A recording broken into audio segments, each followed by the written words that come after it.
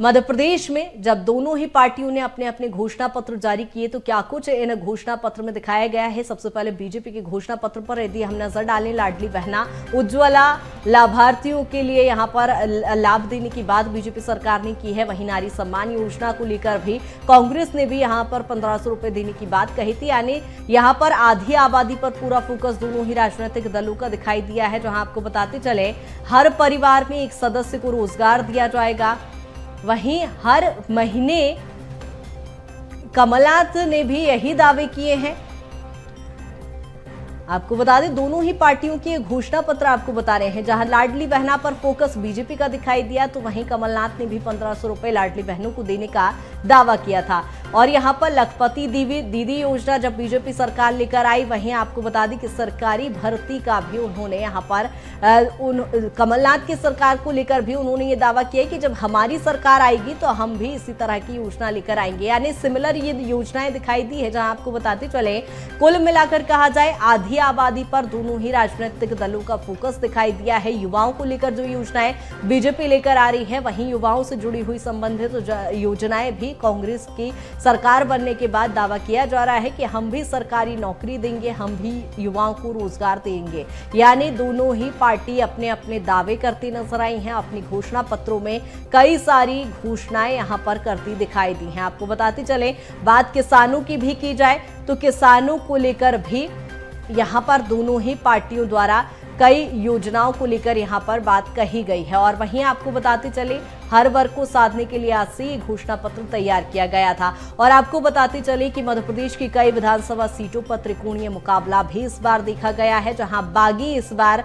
कहीं ना कहीं इन पार्टियों की टेंशन बढ़ते जा रहे हैं। जहां आपको बता दें कि इंदल सिंह कंसाना जहां भाजपा प्रत्याशी हैं, वहीं निर्दलीय प्रत्याशी भी यहां पर जब खड़े हुए हैं तो कहीं ना कहीं एक बड़ी टेंशन यहां पर देखी जा रही है। नरेंद्र सिंह तोमर भाजपा से जहां प्रत्याशी बनाए गए हैं, यानी ग्वालियर चंबल क्षेत्र दिमनी विधानसभा सीट पे भी त्रिकोणीय मुकाबला देखा जा रहा है। बात हम करें ऐसी कई विधानसभा सीटें जहां पर खास तौर पर त्रिकोणीय मुकाबला यहां पर दिखा रहा है। और लाहौर की बात करें, यहां से डॉक्टर गोविंद सिंह नेता प्रतिपक्ष यहां पर चुनावी मैदान में है। ये भी हॉट सीट मानी जा रही है। त्रिकोणीय मुकाबला यहां पर देखा जा रहा है।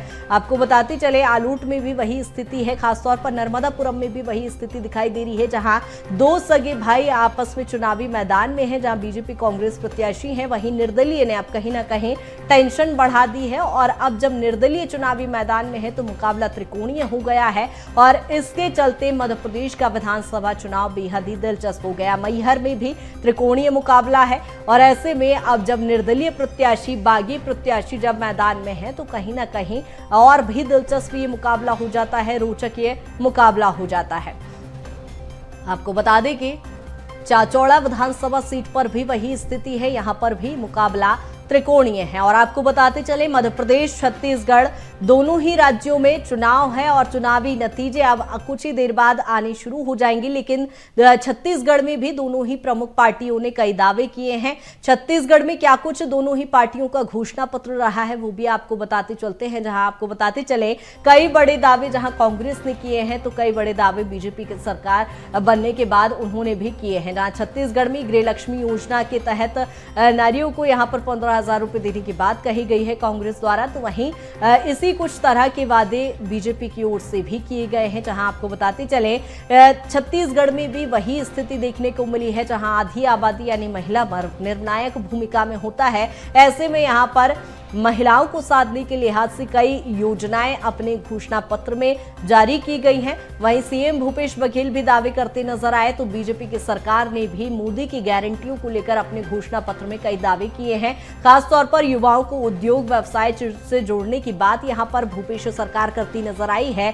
तो वहीं बीजेपी ने भी अपने घोषणा पत्र में कई ऐसी योजनाएं जहां सीधे तौर पर युवाओं को लाभ दिया जा सके, कई ऐसी योजनाएं रही है जिनसे सीधे तौर पर युवाओं को लाभान्वित किया जा सकता है। वहीं केजी से पीजी तक मुफ्त शिक्षा देने की बात यहां पर कांग्रेस की सरकार ने करती दिखाई यहां पर दी है। तो वहीं मोदी की गारंटी को लेकर बीजेपी इस बार अपने घोषणा पत्र में कई सारी चीजें यहां पर दिखाती नजर आई है। और आपको बता दें कि छत्तीसगढ़ में भी कई ऐसी विधानसभा सीटें हैं जहां पर त्रिकोणीय मुकाबला है। जहां आपको बता दें कि लोरमी विधानसभा सीट पर त्रिकोणीय मुकाबला है और यहां पर अरुण साव यानी भाजपा के नेता यहां पर प्रदेश अध्यक्ष चुनाव चुनावी मैदान में है, हॉट सीट ये मानी जा रही है और ऐसे में लोरमी का चुनाव और भी ज्यादा दिलचस्प हो जाता है, जहां आपको बताते चले त्रिकोणीय मुकाबला कोटा विधानसभा क्षेत्र में भी दिखाई दे रहा है, जहां आपको बताते चले रेणु जोगी यानी जनता कांग्रेस यहां पर चुनावी मैदान में है, तो बीजेपी और कांग्रेस के लिए टेंशन बढ़ाती ये दिख रही है, जहां आपको बताते चले कि जब यहां पर त्रिकोणीय मुकाबला है तो ये मुकाबला और भी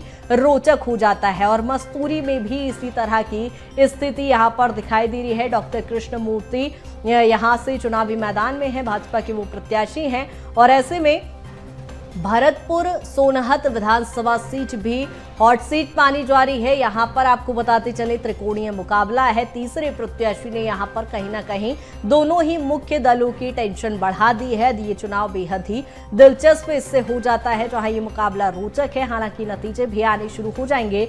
बिलाईगढ़ में भी त्रिकोणीय मुकाबला है, जहां आपको बता दें कि बिलाईगढ़ में भी ये बेहद ही रोचक चुनाव होने जा रहा है, जहां आपको बताते चले 8 बजे से जब काउंटिंग शुरू होगी तो किस तरह की स्थिति यहां पर बनती है वो भी स्पष्ट तौर पर दिखाई देगी। त्रिकोणीय मुकाबला कहीं ना कहीं रोचक हो जाता है, जहां आपको बताते चले मुख्य राजनीतिक दल यानी बीजेपी और कांग्रेस के लिए टेंशन बढ़ाते हुए ये तीनों ही अब ऐसे में जब प्रत्याशी उतरे हैं तो कहीं ना कहीं मुख्य दलों की चिंता बढ़ जाती है। और अब आपको ये भी बताते चलते हैं छत्तीसगढ़ का 1.25 मीटर क्या कुछ है, जहां आपको बता दें कि प्रधानमंत्री ने यहां पर 7 दौरे किए थे, 8 विधानसभा क्षेत्रों में उन्होंने दौरे किए, वहीं 6 दौरे और 10 विधानसभा क्षेत्रों में राहुल गांधी भी करते नजर आए, यानी तमाम दिग्गज नेता चुनावी दौरे करने पहुंचे थे, जहां 16 दौरे जेपी नड्डा के दिखाई दिए, एक रोड शो उन्होंने यहां पर किया, 10 विधानसभा क्षेत्रों में उन्होंने जनसभाओं को संबोधित किया। वहीं हमने लगातार देखा प्रियंका गांधी ने भी यहां पर दौरे किए हैं, वहीं अमित शाह ने भी दौरे किए हैं, 10 दौरे 14 विधानसभा क्षेत्रों में अमित शाह ने किया, 5 दौरे प्रियंका गांधी ने किए, एक रोड शो किया, 10 विधानसभा क्षेत्रों में उन्होंने अपनी पूरी कमान संभाल रखी थी। जहां आपको बताते चले लगातार यहां पर दिग्गजों के दौरे भी दिखाई दिए। आपको बता दें कि मध्य प्रदेश और छत्तीसगढ़ दोनों ही राज्यों में यहां पर दिग्गजों ने दौरे किए हैं और सहयोगी नैन्सी भी हमारे साथ न्यूज रूम से लगातार जुड़ी हुई है। नैन्सी, क्या कुछ अपडेट? बिल्कुल कृतिका, देखिए चूंकि आज का दिन बड़ा ही महत्वपूर्ण है और न सिर्फ मध्य प्रदेश बल्कि छत्तीसगढ़ के लिए भी, लेकिन मध्य प्रदेश की अगर बात करें तो अब 7 बज चुके हैं और स्ट्रांग रूम खुल चुके हैं। 8 बजे से गणना शुरू हो जाएगी। सबसे पहले डाक मतपत्र की गणना होगी, उसके बाद में धीरे धीरे कर रुझान सामने आएंगे तो स्थिति भी साफ हो जाएगी। और लगातार चूंकि संवाददाता भी हमारे साथ बने हुए हैं, बीएसटीवी पल पल की अपडेट आप सभी तक पहुंचा रहा है, मतगणना से जुड़ी हुई हर बड़ी खबर आप तक पहुंचाएगा संवाददाता सहयोगी मनोज और विवेक हमारे साथ में भोपाल से जुड़ गए हैं। सबसे पहला रुख मनोज आप ही की ओर, चूंकि लगातार आप वहां पर मौजूद हैं मतगणना केंद्र पर और ये भी हमने देखा है कि सुबह 6 बजे से प्रत्याशी भी पहुंच चुके थे। फिलहाल स्ट्रांग रूम खुल चुके हैं, क्या स्थिति आप देख पा रहे हैं मध्य प्रदेश में, खासतौर पर भोपाल की?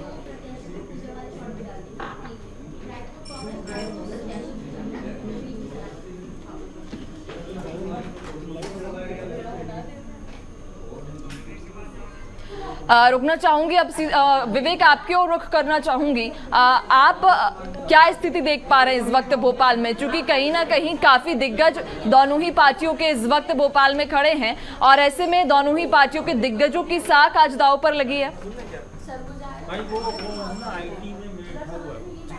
कोई भी प्रॉब्लम हो वहीं बैठना है। बीजेपी के बड़े दिग्गज नेता इस बार धरातल पर उतरे हैं और कहीं ना कहीं उनकी जो साख है वो लगती हुई दिखाई दे रही है।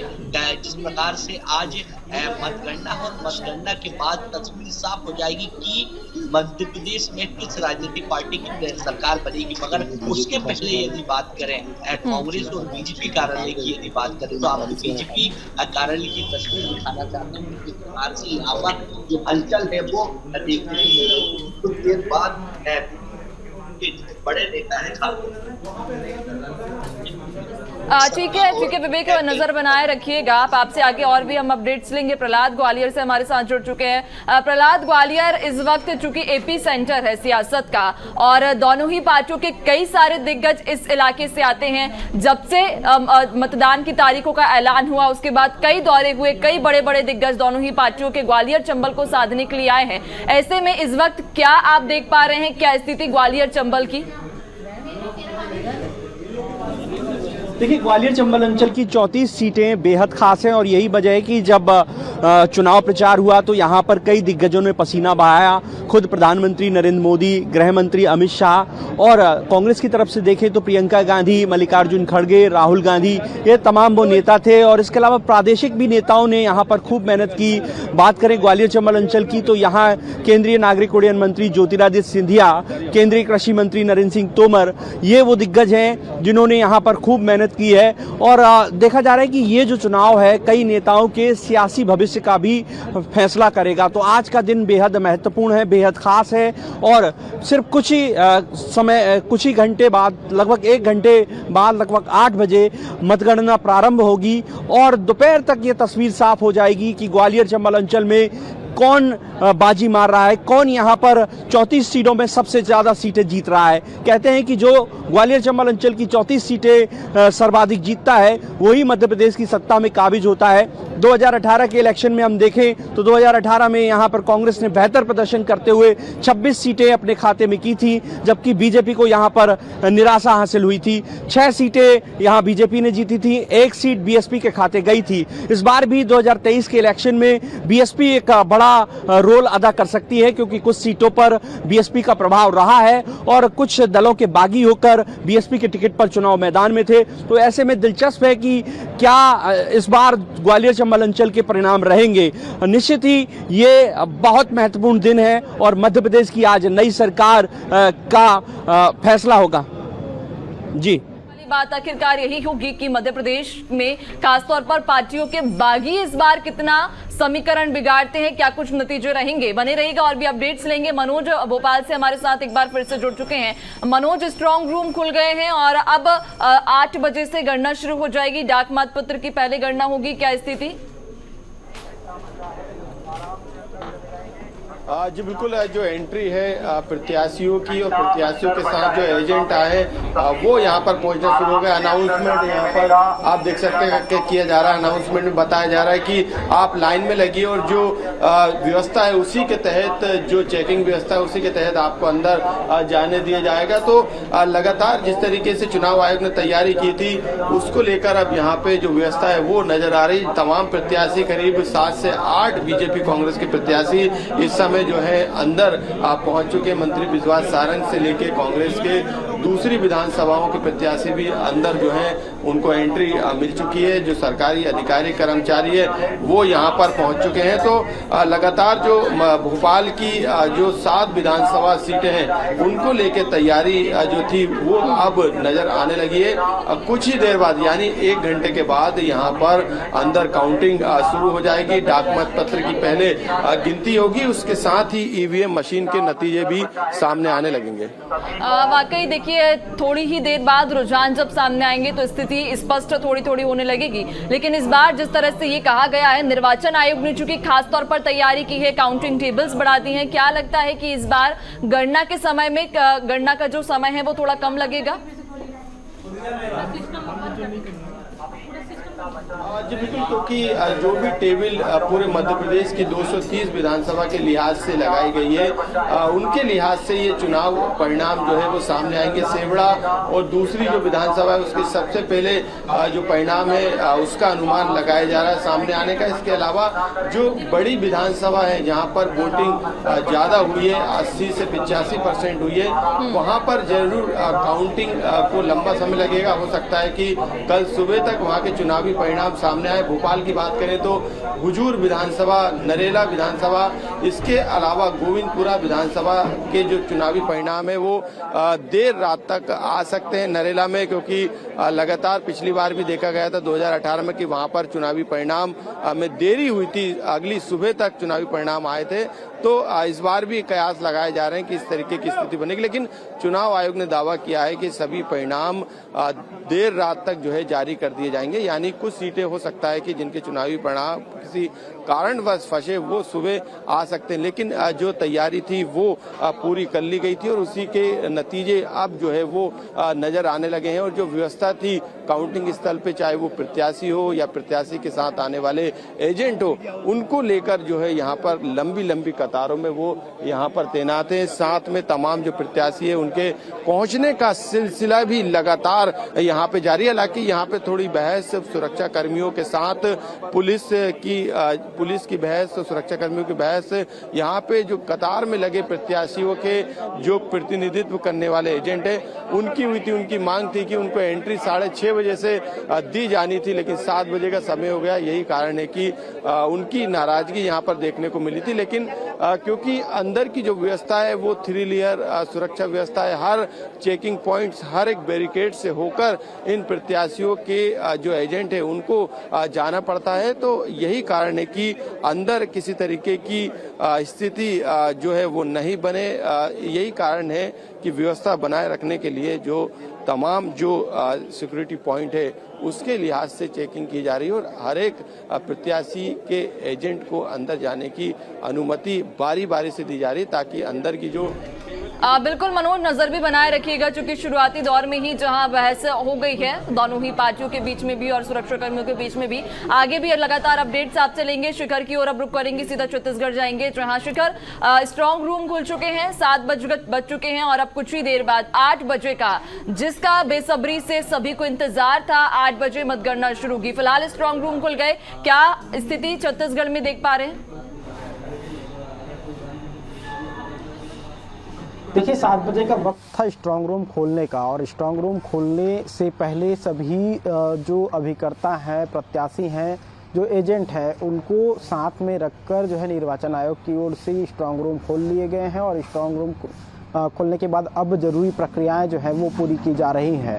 इसके साथ ही अगर बात की जाए तो सबसे पहले डाक मत पत्रों की गिनती होगी, जो पूरे प्रदेश भर में 1,03,000 से ज़्यादा डाक मत पत्र पड़े हैं। उन डाक मत पत्रों की गिनती सबसे पहले की जाएगी। लगभग आधा घंटे तक जो है डाक मत पत्रों की गिनती होगी और सुबह करीब 8:30 बजे जो है ईवीएम खुलने शुरू हो जाएंगे। जब ईवीएम खुलने शुरू होंगे उसके बाद जो है रुझान भी आने शुरू हो जाएंगे। और जिस तरह से पूरी व्यवस्था निर्वाचन आयोग की ओर से की गई है, तमाम जो सुरक्षा व्यवस्थाएं हैं, त्रिस्तरीय सुरक्षा व्यवस्था की गई है और त्रिस्तरीय सुरक्षा व्यवस्था को पार करके ही कोई व्यक्ति मतगणना स्थल तक पहुंच सकता है। तमाम जो सुरक्षा व्यवस्थाओं की अगर बात की जाए तो सबसे पहले जो जिला पुलिस बल है वो तैनात रहेंगे। उसके बाद अब पुख्ता की गई है, चाहे फिर निर्वाचन की बात करें या फिर पुलिस प्रशासन की बात करें, सभी ने अपने अपने स्तर पर बेहतर यहाँ पर व्यवस्थाएं की हैं। और देखने वाली बात ये भी रहेगी कि जैसे जैसे सूरज अब निकलेगा और उसके बाद जब रुझान सामने आएंगे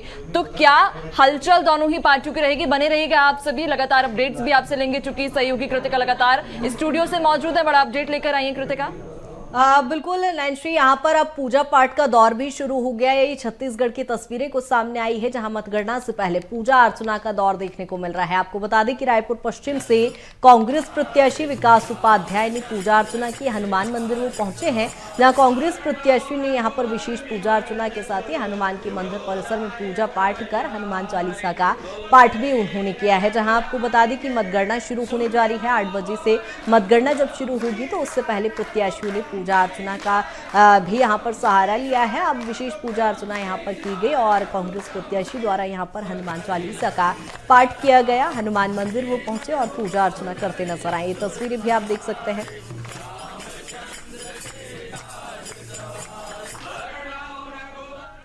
वहीं मतगणना से पहले जहां पूजा अर्चना की गई, वहीं रायपुर उत्तर से बीजेपी प्रत्याशी पुरंदर मिश्रा ने भी पूजा की। जगन्नाथ मंदिर वो पहुंचे और यहां पर उन्होंने विशेष पूजा अर्चना की है।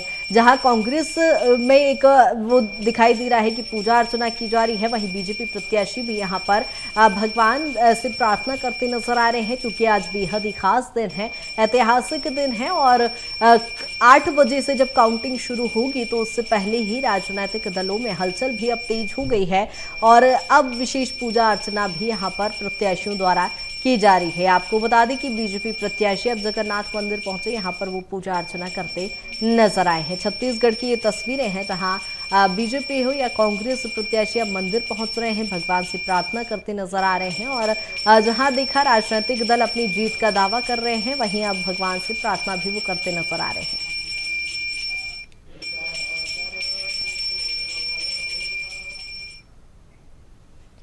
वहीं मध्य प्रदेश में दक्षिण पश्चिम से कांग्रेस प्रत्याशी पीसी शर्मा ने एक बयान दिया है। इस दौरान उन्होंने कहा कि इस बार खरीद फरोख्त नहीं होगी, जनता का आशीर्वाद मिलेगा, भाजपा हार रही है, जीत का दावा करते हुए नजर आए हैं। और जहां अभी तक लगातार कयास लगाए जा रहे थे कि इस बार खरीद फरोख्त जैसी बातें निकलकर आ रही थी, तो उन्होंने इसका खंडन भी किया है और क्या कुछ उन्होंने कहा वो भी आपको सुनवाते हैं। पीसी शर्मा मौजूद है। पीसी शर्मा यहाँ पर पहुंच चुके हैं काउंटिंग स्थल। सर जी, इस बार बाहरी प्रत्याशी आपके सामने जी सर। यहाँ तो हम जीतेंगे ही, 7 सीट जीतेंगे भोपाल में और कांग्रेस सरकार बनेगी। किस तरीके की स्थिति इस बार देख रहे हैं आपकी सीट पे दक्षिण पश्चिम पे? एक तरफा है, एक तरफा है। वो कार्यकर्ताओं को क्या निर्देश दिए गए, क्योंकि ये भी आरोप है कि खरीद फरोख्त जैसी स्थिति बन सकती है?